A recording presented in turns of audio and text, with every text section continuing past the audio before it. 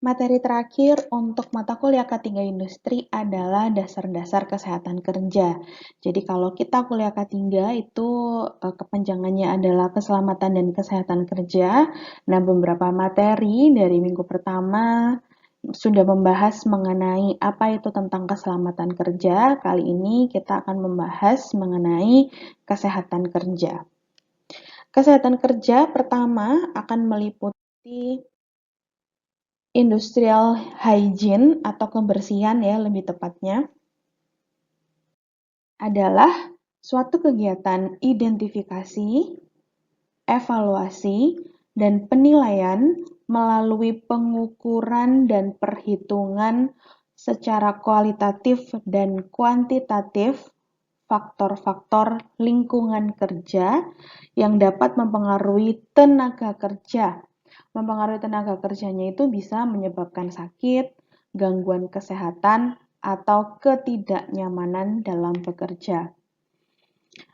Tujuannya adalah untuk supaya pekerja dan masyarakat sekitar perusahaan, jadi sebetulnya bukan hanya pekerja saja, tapi juga masyarakat di sekitar perusahaan, terhindar dari penyakit akibat kerja. Nah, mungkin kalian bertanya-tanya kenapa masyarakat di sekitar perusahaan itu bisa terkena penyakit akibat kerja, atau singkatannya adalah PAK.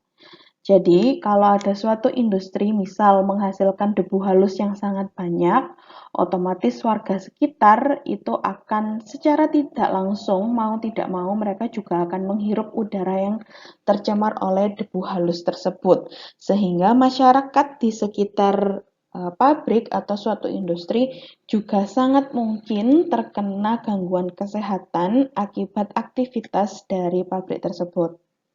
Serta selain menghindarkan pekerja dan masyarakat dari penyakit akibat kerja, yaitu mendorong pemenuhan kualitas kesehatan sebaik-baiknya, khususnya untuk para pekerja di industri tersebut. Yang kedua adalah kesehatan kerja. Apa sih sebetulnya definisi dari kesehatan kerja itu sendiri? Kesehatan kerja adalah kegiatan yang terkait dengan identifikasi dan pengendalian bahaya-bahaya fisik, kimia, serta bahaya lingkungan kerja lainnya dalam rangka menetapkan dan memelihara lingkungan kerja yang sehat dan aman. Jadi kata kunci untuk pengertian dari kesehatan kerja adalah lingkungan kerja yang sehat dan aman, baik itu untuk para pekerja dan juga masyarakat di sekitar industri. Nah, kemudian apa perbedaan dari kesehatan kerja dan higien perusahaan? Nah, di sini ada simbol KK, berarti kalau KK yaitu kesehatan kerja dan HP yaitu higien perusahaan atau hygiene industrial. Untuk sasarannya, kalau kesehatan kerja adalah manusia, tadi kata kuncinya adalah sehat dan aman.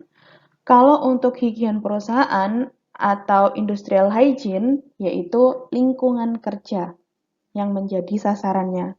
Untuk sifat kesehatan kerja, sifatnya lebih ke medis, sedangkan untuk higien perusahaan sifatnya adalah teknis, yaitu tentang peraturan, pedoman penjalanan, SOP, undang-undang. Nah, itu masuk ke higien perusahaan atau sifatnya lebih ke teknis. Dalam menjalankan higien perusahaan atau industrial hygiene, ada 3 tahap atau 3 step yang harus dilakukan oleh suatu perusahaan. Yang pertama adalah pengenalan lingkungan. Yang kedua, setelah mengenal lingkungannya seperti apa, akan dilakukan penilaian lingkungan. Dan ketika sudah dinilai, sudah diketahui bagaimana nilai lingkungannya, akan dilakukan pengendalian lingkungan. Kalian bisa cek ini metodenya hampir mirip dengan HIRAK. Jadi kita mengidentifikasi, menilai resikonya, dan menentukan langkah pengendaliannya.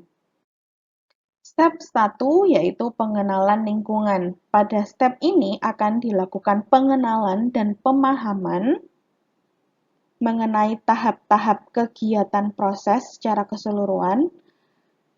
yaitu kegiatan tahapan proses pelaksanaan pekerjaan atau proses produksi, mulai dari bahan baku, aktivitas proses kegiatan atau proses kerjanya seperti apa, flow diagramnya bagaimana, dan tidak lupa faktor penting lainnya yaitu kondisi operasi. Jadi akan dilakukan pembedahan, pengenalan, dan mereka akan betul-betul memahami terkait kegiatan proses atau proses produksi, mulai dari bahan baku masuk sampai produk yang keluar. Jadi yang dipahami di situ yaitu adalah alat-alatnya apa saja, prosesnya bagaimana, kondisi operasinya seperti apa. Tujuannya yaitu untuk mengetahui secara kualitatif dari tahapan atau rangkaian kegiatan yang secara potensial dapat membahayakan. Jadi mereka sedang menganalisa atau mengidentifikasi bahaya atau hazard yang ada dalam satu kesatuan proses produksi. Step yang kedua adalah penilaian lingkungan. Jadi setelah ditentukan hazardnya seperti apa, maka step selanjutnya adalah menilai hazard tersebut. Di sini dituliskan bahwa dalam penilaian lingkungan, faktor bahaya hazard tadi yang telah dikenali secara kualitatif perlu dilakukan nilai secara kuantitatif dengan cara pengukuran, pengambilan sampel, dan analisis laboratorium.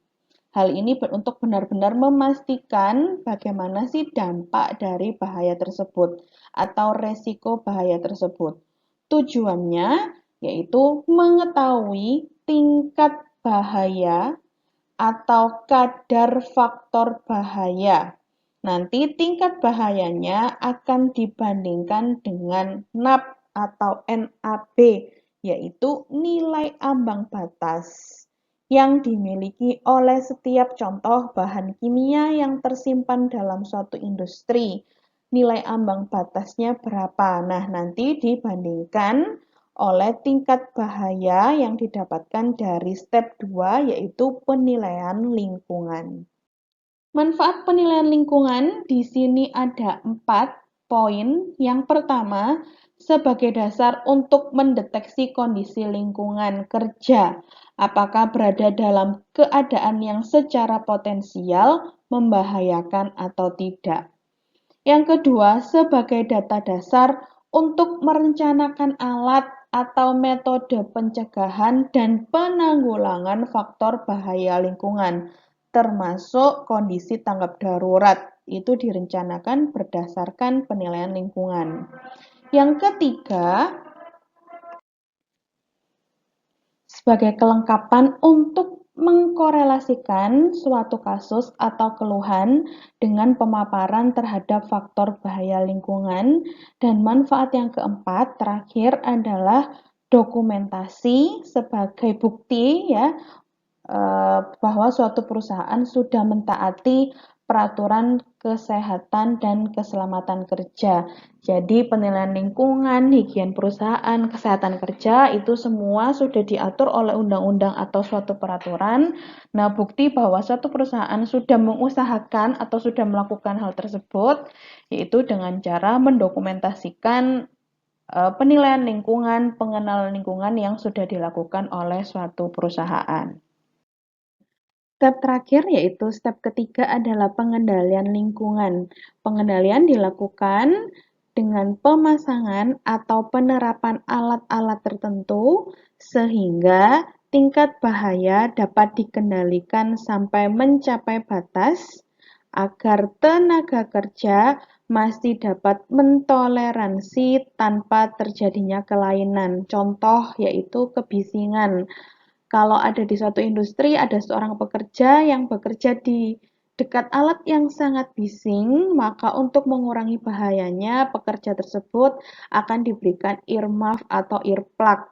Atau misal diberikan peredam suara, alatnya ditutupi sehingga kebisingannya berkurang. Nah, hal-hal tersebut itu masuk ke pengendalian lingkungan supaya karena kebisingan itu tidak bisa dihilangkan, Maka tujuan pengendalian lingkungannya atau tujuan dilakukan pengendalian adalah supaya pekerja masih dapat mentoleransi tanpa terjadinya kelainan. Pembahasan kita yang ketiga yaitu PAK atau penyakit akibat kerja. Nah, ini adalah suatu penyakit yang sering sekali mengincar tenaga-tenaga kerja yang bekerja di suatu perusahaan atau industri. PAK sendiri adalah suatu penyakit yang diderita oleh pekerja yang diakibatkan karena proses pekerjaan atau karena lingkungan kerjanya. Biasanya yang kerja di pabrik rokok itu terkena penyakit paru-paru, yang biasanya menangani limbah terkena penyakit di kulitnya. Nah, itu adalah penyakit akibat kerja. Bahaya-bahaya yang mengancam atau yang bisa menyebabkan penyakit akibat kerja di sini ada 5 kategori bahaya, yaitu bahaya fisik, bahaya kimia, bahaya biologi, fisikologi, dan psikologi. Nah, berikut ini adalah beberapa contoh masing-masing bahaya untuk kelima kriteria dari bahaya penyebab penyakit akibat kerja atau PAK. Bahaya fisik di sini ada bising, radiasi, vibrasi, pencahayaan, suhu, tekanan yang tinggi di tempat kerja, kelembapan, dan juga iklim kerja. Bahaya kimia, gas yang digunakan di suatu industri, cairan, padat, fume, aerosol. Bahaya biologi, virus, jamur, bakteri. Itu juga bisa mengancam atau menyebabkan penyakit akibat kerja. Bahaya fisiologi, kesesuaian antara manusia dan pekerjaan.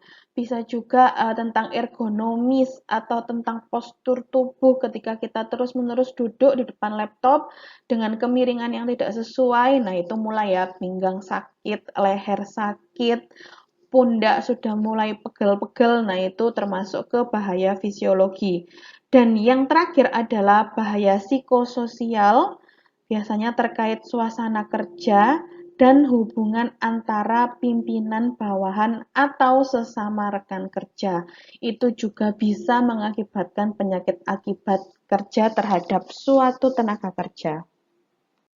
Nah, karena kita membahas tentang kesehatan kerja, maka akan erat juga kaitannya dengan toksikologi. Toksikologi adalah ilmu tentang racun. Toksik itu kan racun.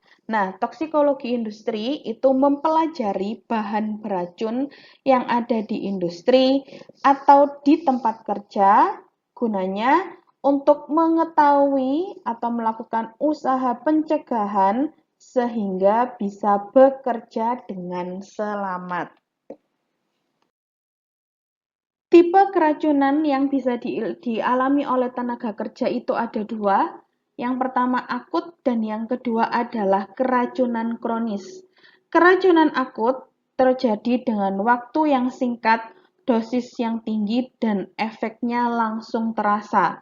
Sedangkan kalau keracunan kategori atau tipe kronis, waktu kontaknya lama dengan dosis yang rendah, efek terasa pada waktu yang lama.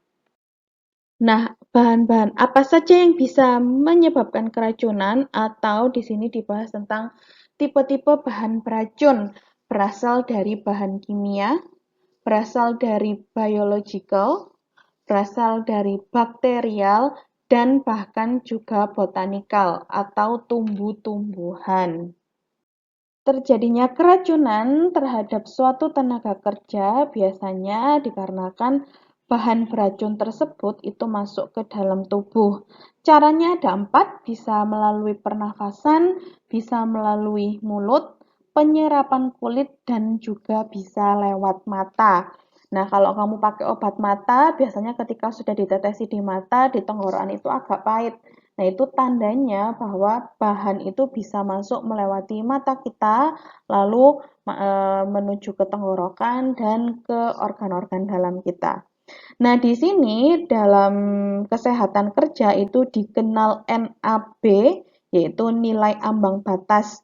Nilai ambang batas dibagi menjadi dua, di sini NAB tertinggi dan NAB singkat. NAB kadar tertinggi yang diperkenankan itu artinya kadar zat kimia di udara tempat kerja yang tidak boleh dilampaui meskipun dalam waktu sekejap. Itu adalah NAB tertinggi. Jadi ada suatu kadar yang tidak boleh dilampaui meskipun dalam waktu sekejap.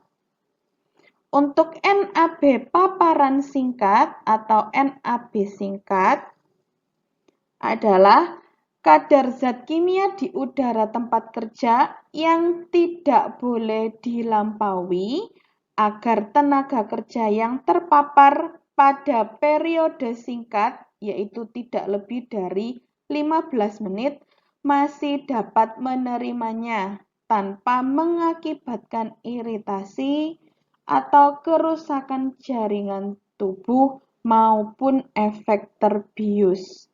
Jadi kalau ada suatu pekerja yang terkena paparan suatu zat kimia, ada NAB singkat.